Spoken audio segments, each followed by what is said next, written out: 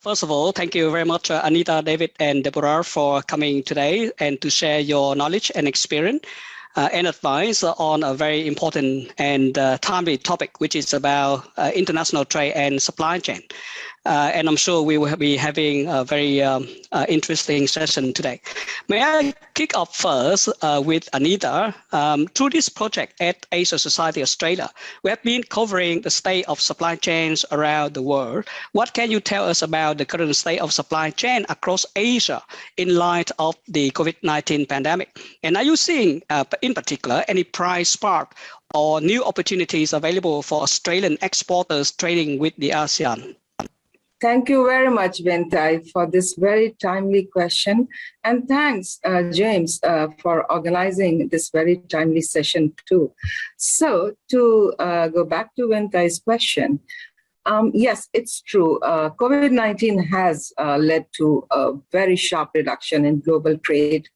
But also equally, after 2 years, we have been witnessing a rebound especially in ASEAN, for its exports mainly.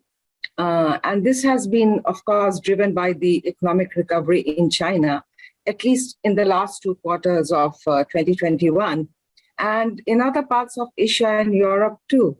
But my worry is really that this recovery will very much be sort of an M-shaped with several ups and downs, at least in the next 2 quarters, till the trade figures stabilize. And the current lockdowns in China have again cast a shadow on ASEAN trade for the next few quarters. ERIA's survey and other multilateral development banks have also conducted surveys to show that demand from China is the main reason for the resilience of ASEAN exports, especially after the first few months of the demand and supply shocks that we saw in 2021, particularly the negative supply shocks. Then this was followed by the negative demand shocks. But equally, positive demands also rose in the latter part of COVID, which helped the digital economy sector a lot. So these all typically sum up the state of supply chains during the COVID-19. But new lockdowns and quarantine rules are still not exactly put inside the box, and these will likely affect the performance. But what is happening on a more broader term in the rules-based order of international trade, that along with the COVID, we have also seen serious trade tensions between US and China.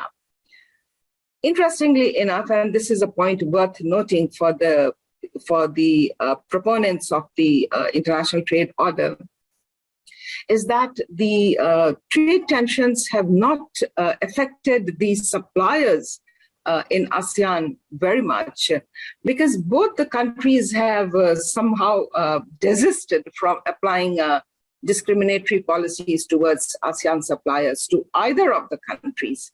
And so therefore, this tension has not affected the supply chains in ASEAN region, the Southeast Asia region.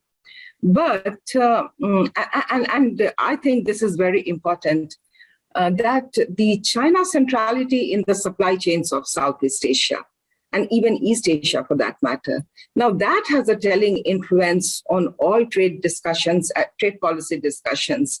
It affected the RCEP negotiations and eventually the fallout of India.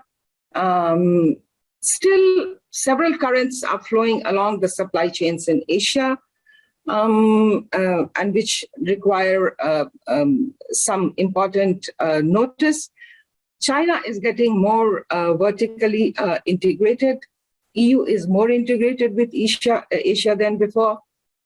Several forms of disturbances in supply chains are on plate, other than the twin health and economic crisis, trade tensions, trade coercions, and investment in the infrastructure for new supply chains. Now, this is something which we can take up later in today's discussions. And this is the reason why policy response from governments are coming through new emphasis on new and alternate supply chains in the region. The AJI, the TLH, AGIS, the recalibration of the economic architecture in Indo-Pacific. So this, along with the regional trade agreements, these all reflect the economic dynamism of the Southeast Asia region. But there are several caveats too. For Australia in particular, there are important trends ahead, especially in terms of its investments in Southeast Asia, where its space is shrinking altogether. I'm very happy to discuss all that, Vinh Thai, if time permits, in the later part of the session and after my other colleagues have spoken. Thank you. Thank you, Anita, and very glad to hear that although we have had some conflict everywhere, but the opportunity for Australia in ASEAN are still there to some extent. So on that note, I'd like to move on to David. You see, David, early this year, we have seen the spark of military conflict or a war in Ukraine. So the economic impact of this war have been known to be wide and far-reaching so far. So in particular, the sanction regime against Russia have been very robust. So in your opinion, how has this affected trade downstream in Asia and Australia? Take into context, the opportunity for Australian exporters in ASEAN that Anita just mentioned. Well, thank you, Vin, and it's a hard act to following Anita. Thank you all. I'd apologize ahead of time because I'm down with the flu today. So if I cough or splutter a bit, my apologies. But Zoom is terrific because I can still be with you and not spread the love of the flu, that is. But sanctions, I'll start with an anecdote just because if it impacts down to this level, you can understand how wide-reaching the impact of these economic sanctions are. My payment of my children's school fees was stopped by my bank. Their filters were set to filter out any suspicious transactions that may have had implications for sanctions. And the school fees I only pay once a year, and it's a larger sum, not terrifically large, very, very low 5 figures. And that payment was stopped because the bank is on such high alert that that transfer was an anomaly in my account, and the computer said no. But not only did that happen, I called the bank, explained everything, gave them the exact amount, when I was going to do it again, and it stopped it again. They actually had to have a human being shepherd the transaction through. So the reaction to the sanctions here was immediate, and it was rather, in many cases, more robust than it needed to be. Yes, the sanctions have big teeth, and they have wide-ranging consequences, some of which are unanticipated, so you need to be wary of them. But you probably don't need to stop my payments to the local Catholic school. And that's what happened. And so what's happening is that the reaction in and itself is impacting business here. But the sanctions themselves and the underlying reason for them, the war in Ukraine, has had direct and indirect effect.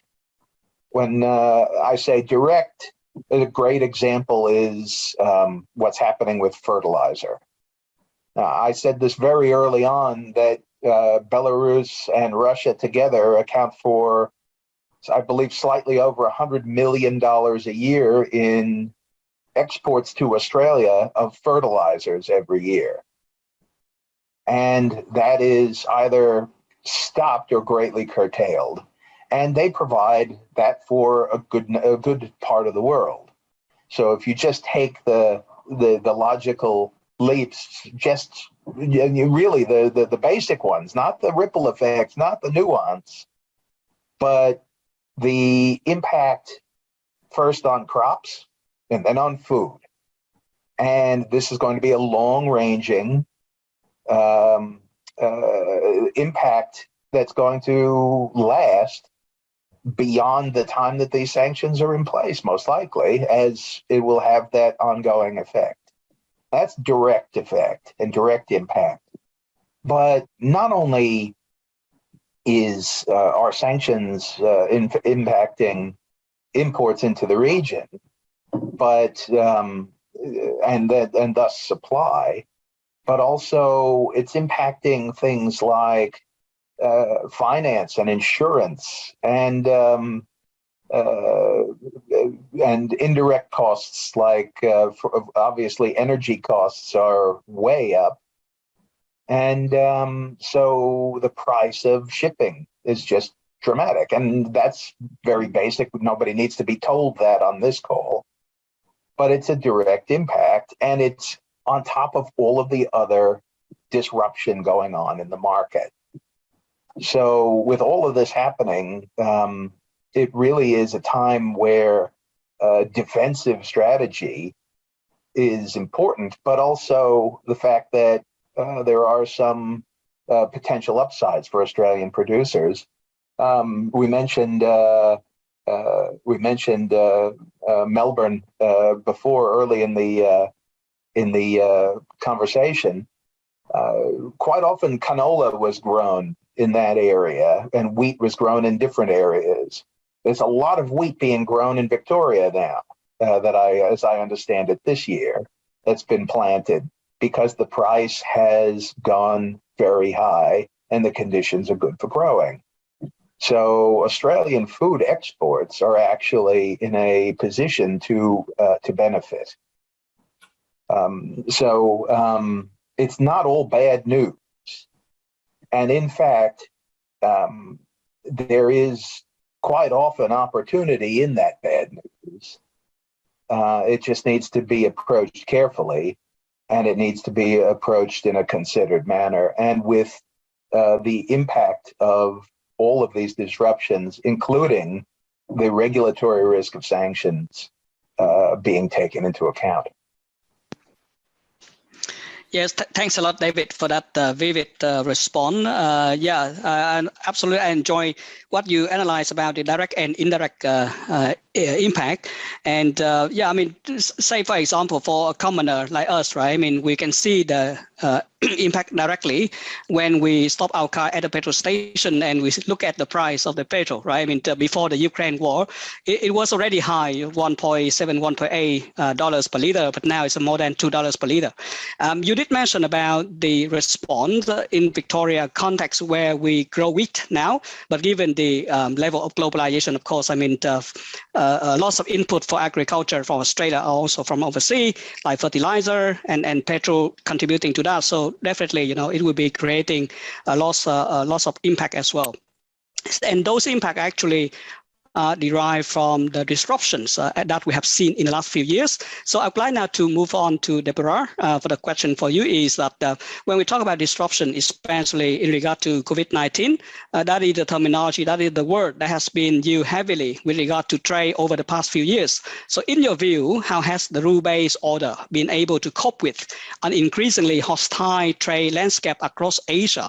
And in particular, what role do you see multilateral trade bodies such as the World Trade Organization in helping to ameliorate such trade dispute? Thank you very much. It's an honor to be here discussing this issue.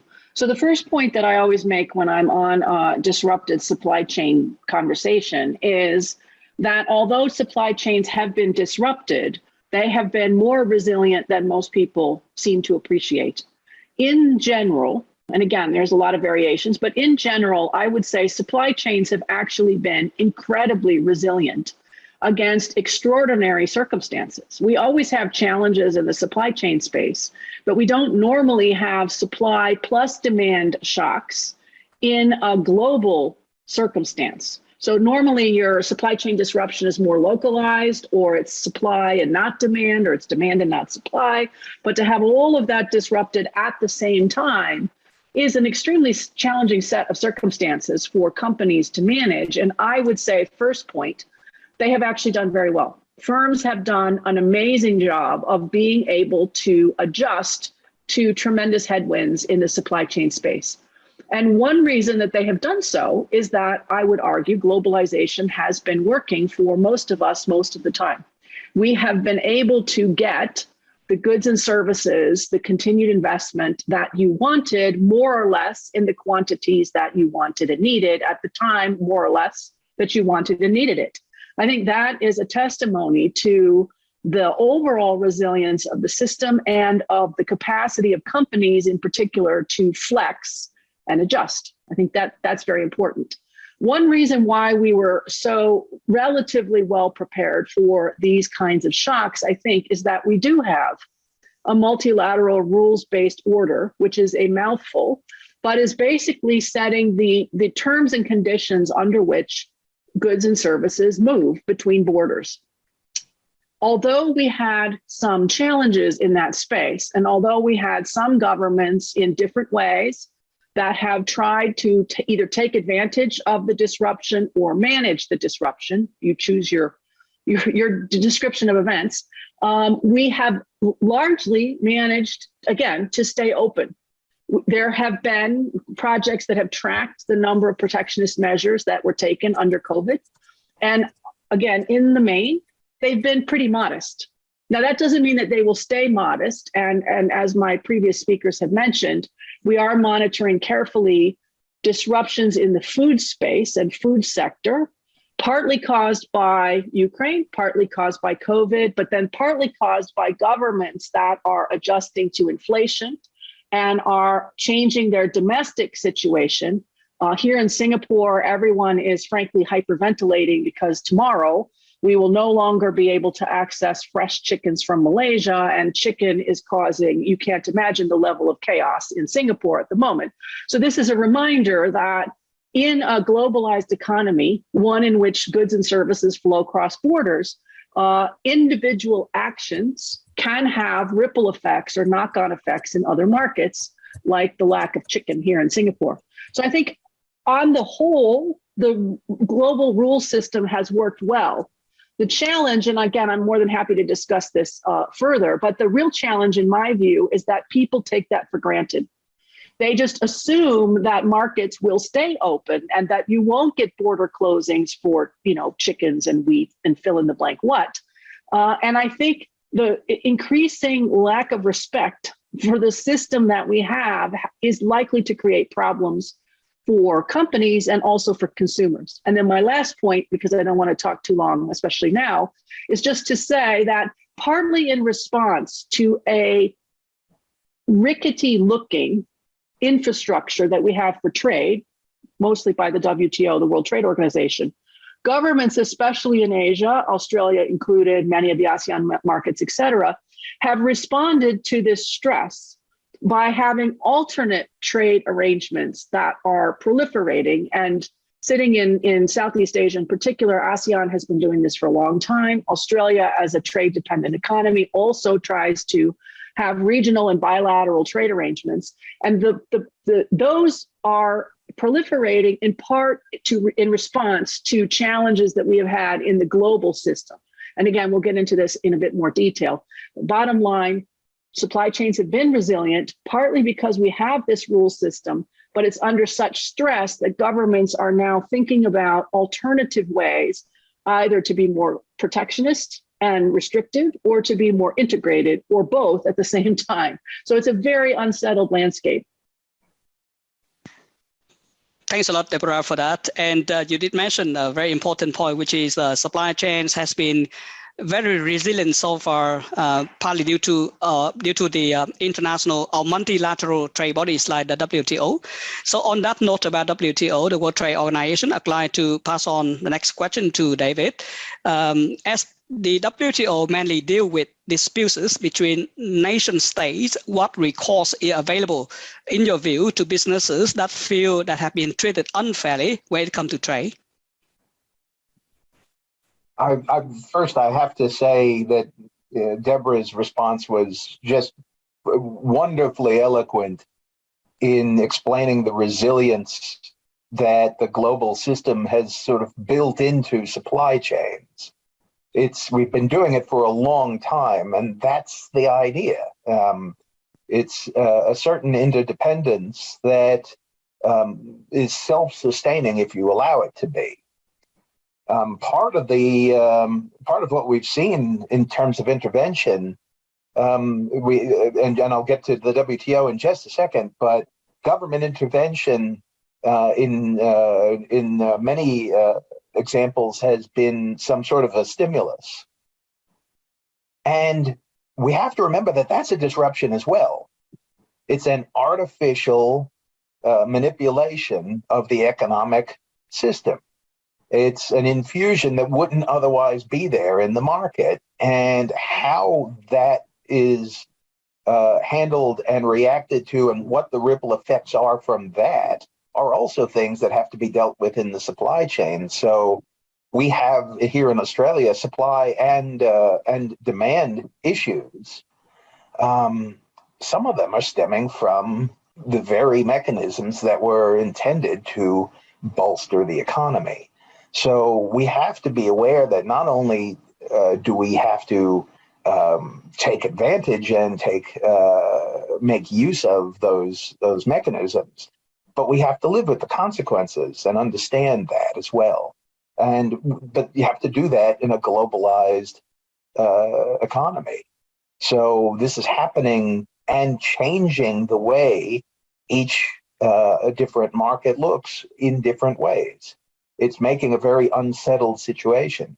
But the WTO, you're right, is really set up to be a government-to-government body, and a government-to-government, for example, disputes settlement is meant to be how to fix your relationship between countries that are members. How are you interpreting the agreements in order to provide a level playing field and a stable playing field for your trading partners? Well, that's not what business does, and that's not what business necessarily needs directly. The idea is that governments can maintain that playing field, but it's the mechanisms domestically that are supposed to be providing that implementation. So a business issue, for example, might have to do with a customs interpretation that means a tariff will be levied. And if you don't believe that that's the case, there are mechanisms within the system that you have to follow to go through.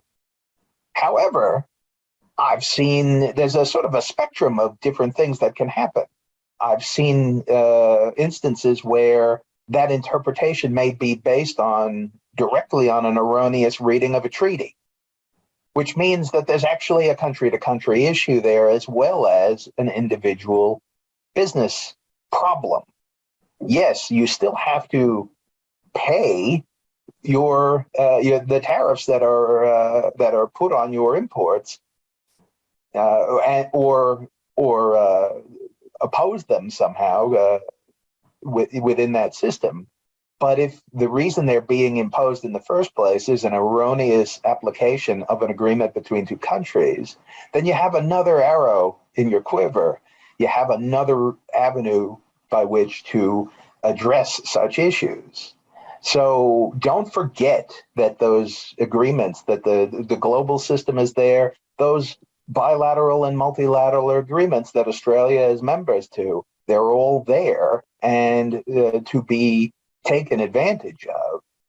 But generally, it's your job to do that within the jurisdiction that you're operating in. But I have certainly seen that there's a sort of a scale from pure business problems to pure country-to-country problems, and everywhere in between. So don't forget that those governments are still there and want to support and create that business environment that you need in which to operate. It's very difficult now because everybody has gotten into the protectionist game to a certain extent. The dealing with disruption and the temporary measures. And so playing fields are less level than they have been. But still, the global system is set up, and those regional agreements are set up to provide that platform. That's where you have to be aware of your own situation and how to address those business to business type issues or business to government issues. I won't even go into investor state dispute settlement because that would be a bit off the reservation and take up a bit too much time if it exists in particular agreements or not. Thank you, David. So the key takeaway here is that not only the state-to-state agreement in the multilateral system, but also the role of governments in the implementation within their own tradition is extremely important. Yeah, that's what we can take away from that. Thanks a lot, David, for that. Now, in relation to WTO, since we both, Deborah and you, has elaborated on the role of WTO, and especially in the context of supply chain resilience, I just noticed that there is a question from the audience, which is about WTO, which is very interesting. I'm glad to pick up now. So Dr. Matthew Durbins asked, to what extent has the pandemic followed by bilaterally imposed tariff, coercive trade measures, and sanctions effectively served any meaningful future for WTO? Deborah, would you like to pick up the questions? Sure. I think there is a lot of pressure on the World Trade Organization. It is headed towards a ministerial this month. I think we could put a fairly large bet down that the meeting will not go well, that we will have lots of unflattering headlines that will come out to the extent that anyone's even still covering the WTO. And I think for me, that's a shame because, again, much of what we count on in the business community comes from WTO rules. I describe the WTO as a little bit like oxygen. You are so used to having it in the air that when you don't have oxygen, then you really discover that, in fact, that was a problem. And many people will then respond, again, because I do trade agreements especially, they will say, oh, but we have all these other trade agreements, which is great. And Australia leads the way in this region in signing different kinds of trade agreements, regional, bilateral, digital agreements, agreements with Pacific Islands, so tiny states, large states, et cetera. I think that's great. But do recall that all of those commitments rest on the WTO. So it's like building a house. The WTO is that foundation, the sort of, block work at the edge and the basement. And then on top of that is where you put the house. If the foundation is breaking, then a beautiful house on a broken foundation is no longer a beautiful house. You're going to have problems. And yes, because I know this question will come, yes, you could replicate WTO commitments in a trade agreement. You could basically build a new foundation, take out jack up the house, put in a new foundation, put the house back down again. But that is incredibly difficult, very expensive, and not desirable. So it would be great if we could keep the global system functioning, but it is under tremendous strain. And it was under tremendous strain before we had COVID. It was under strain before we had Ukraine, and it remains under some strain right now. So I think there is definitely a future for the WTO. And I think it would be great, especially if the business community and then ultimately consumers, but I don't count on consumers doing much. It would be great if the business community could understand why the WTO actually matters to you, and then explain why governments should try to protect it to their own governments. I think that would be fantastic. the good news, and this is the last point that I'll make right now, is just that connection in Australia, I think, remains in place. So Australia is a government that has been really pushing very hard at the WTO, for example. They are one of the conveners of the electronic commerce discussions because they recognize the importance of having that foundation be stable. It is critically important for export-oriented countries like in Australia to keep those trade lanes open and functioning. And the government happily, from the local level, in individual cities even, but certainly out to the various provinces up to the federal level, recognizes in Australia why trade matters and why they should work as hard as they can to keep those trade lanes open and connected and dependent on one another, because it makes a difference for everyone in Australia and everyone in the region as well. Yep, that's very true. Thanks a lot, Deborah, for that insightful response. David, just quickly. Yeah, quickly. Just I would add to that, just sort of an echo. One of those points that was quite important: regional trade agreements are not a replacement for the WTO. They should be aspirational, building on what the WTO has laid as a foundation. We called it a foundation. Great way to look at it. It is a perfect way to look at it. Those regional agreements don't make a lot of sense without the global system as it is. And those who try to supplant or utilize them in place of the WTO are really missing a trick. They're missing the point. And so don't look to these regional agreements as the answer. There is a lot of pressure on the WTO, but it needs support, and it needs the support of business and the support of its member countries. Thank you, David, for that. So that actually brings me back to the memory when I remember in the old day, the previous name of WTO is the GATT, right? The General Agreement on Trade and Tariff. So Deborah actually, and of course, David, you did reiterate the idea that WTO's rules are basically the foundations upon which beautiful houses like the bilateral trade agreement will be built. So on that note, I'd like to move on to something, the beautiful house, one of the most recent regional trade agreement, the RCEP, the Regional Comprehensive Economic Partnership, which entered into force from the 1st of January this year. Australia is a member of that. So Anita, I'd like to move on with this question. The RCEP has been described as the world's largest trade agreement so far and has been in effect since early this year. So when it comes to doing business with the ASEAN nations, what do you see as the advantages of a large multilateral trade agreement like the RCEP? And in particular, what, in your view, if any, are the downsides of these enormous trade deals for the exporter, especially from countries like Australia? Mm-hmm. Yeah, thank you, Vin. We actually have two major agreements in this region, the RCEP and the CPTPP, and both are very valuable trade structures. From a Southeast Asian perspective, the RCEP is important as it links all the major economies in the Asia-Pacific region. And it tightens the trade bond between ASEAN and its regional partners, particularly in a time when sentiments for deglobalization are in the fore. The post-pandemic recovery requires more trust in value chains than ever before.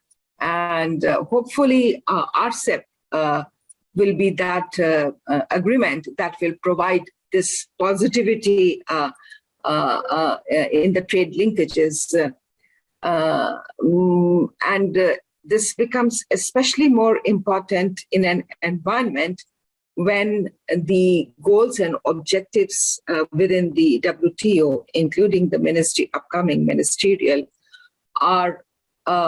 are moving in a, I would say, very, very slow fashion. But Politically speaking, and this is one of the conundrums of the international trade in the current times, is that international trade policies have become very closely interlinked with the political economy issues. And they sort of get conflated. So the pluses and minuses, the ups and downs are also attributed to this conflation at some point or the other. Politically, this RCEP is an achievement for all the Southeast Asian and East Asian countries, because this is a major trade agreement in which important economies like US and EU are not involved.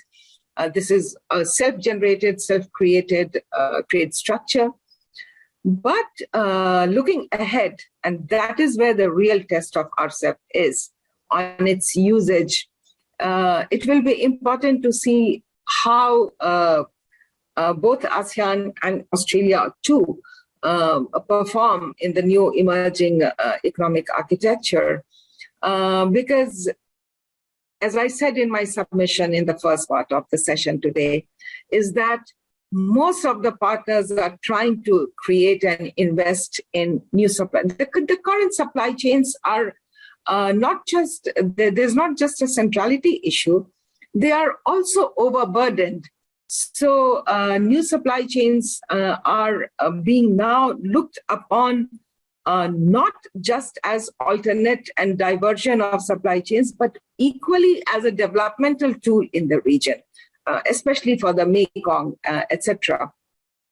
So to that extent, RCEP will become very important in creating these new supply chains. And we have understood that the supply chains have been very resilient during the COVID, but it is a fact also that many of the SMEs are largely out of business now due to the COVID situation, the intense demand and supply shocks. And more than a demand and supply shock, the issues of rent, etc., have driven them out of the business. So these are both positive and negative factors, again, negative from an income and livelihood perspective, but positive from efficiency perspective. So we are assuming that the RCEP agreement, the COVID situation, they are all trying to bring efficiencies into the supply chains into the region, which had hitherto become very sluggish. But that is more of a medium-term approach. In the short term, there are huge supply-side inflations ahead of us because of these phenomena. And these supply-side inflation are actually now showing into the current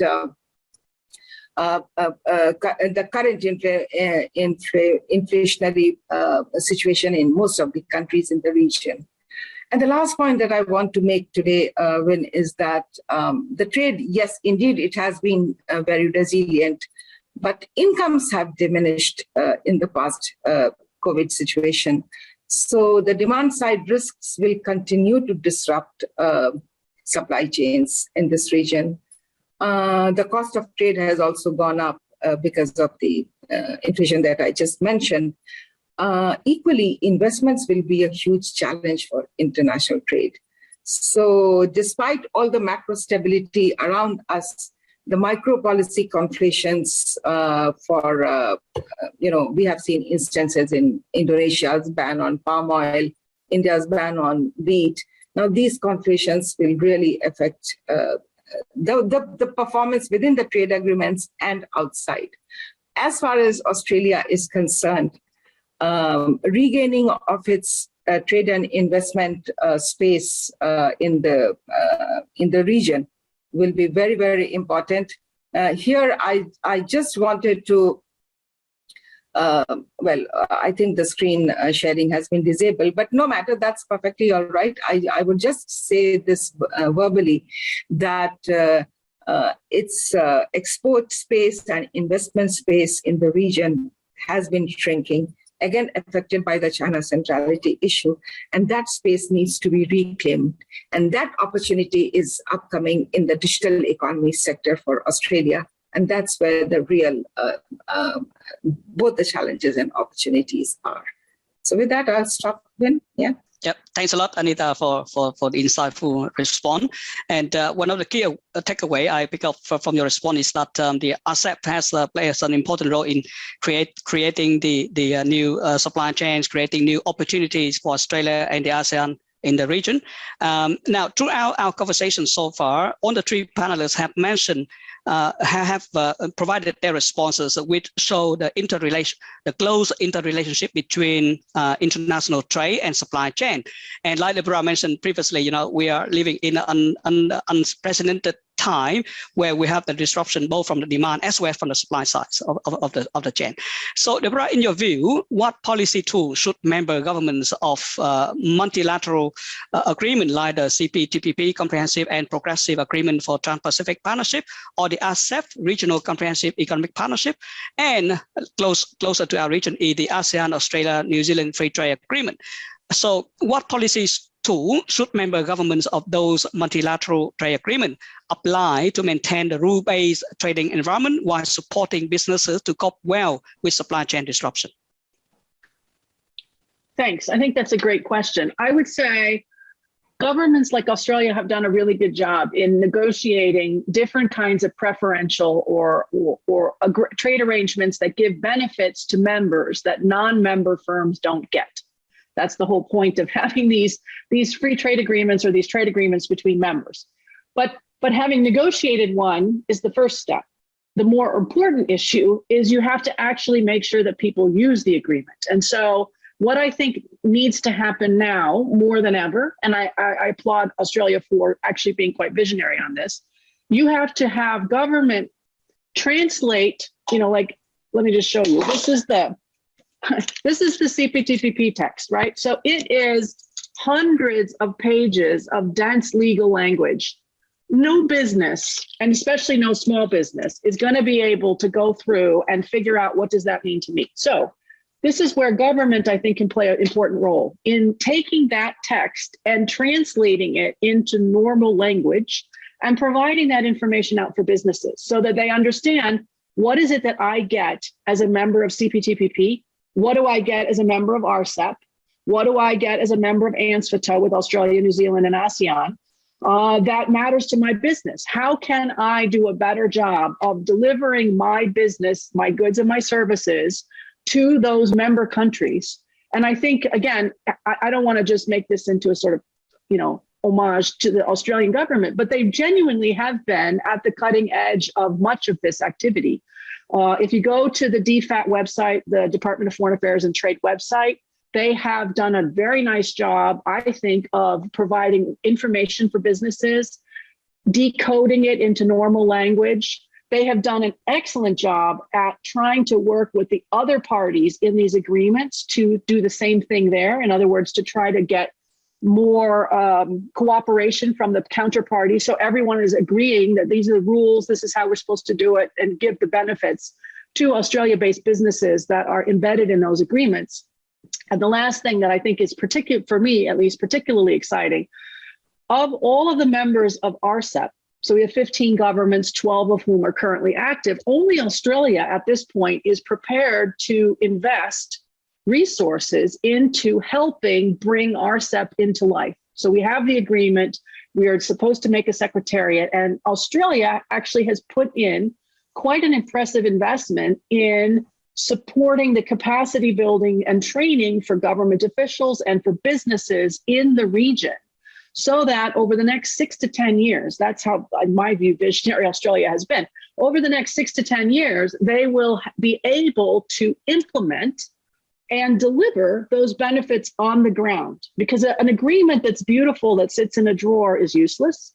An agreement that only lawyers understand is not helpful. We need to have that information communicated to government officials who are actually stamping paperwork at customs, who are actually looking at licensing paperwork for different services, et cetera, and businesses who take advantage of that. And so I think that's where government, I think, needs to play an important role in helping businesses understand those benefits so that, and this is the tie back to the topic of this webinar, as you are thinking about supply chains and the integration of supply chains, potentially shifting supply chains, trade agreements become part of the conversation and they become part of a solution. If I'm going to change a supply chain, I'm going to change my investment, I'm going to find new partners, I can leverage those benefits found in a trade agreement to make my business operations more effective, more efficient, and deliver even in times of disruption.